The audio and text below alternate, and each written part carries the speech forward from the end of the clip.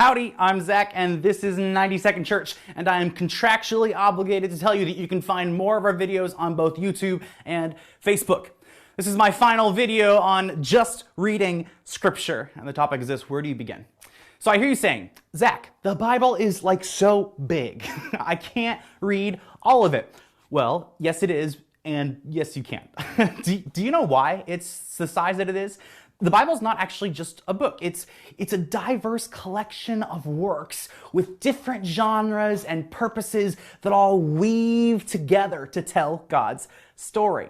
Let me talk about some of those. There's narrative, which is anything that tells you what happened. First this, then this. There's poetry, which is characterized by the use of creative and poetic language. There's prophecy, which is calling people groups on their sins and warning them of the consequences that will follow. There's wisdom literature, which is sayings and advice to live by. There are epistles, which are just letters, either written to individuals or church communities. Then there's apocalyptic literature, my favorite. These texts are intense and fantastic imagery and also references that paints a gorgeous and slightly terrifying image.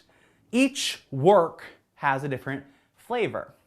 Don't start with the goal of reading the whole collection. Start with the goal of reading one of its many works. You don't watch the entirety of the Marvel Cinematic Universe in a single night. You start with just one of its many movies, and then you go from there. So if you're new to reading Scripture, here's what I recommend. Start with a gospel, which is the story of Jesus. Just one, either Matthew, Mark, Luke, or John, anyone will do. Learn about the early spread of Christianity by reading Acts. Then learn basic theology with the epistle, the book of Romans. Then perhaps you'll learn where it all started by reading about our spiritual family heritage in Genesis and Exodus.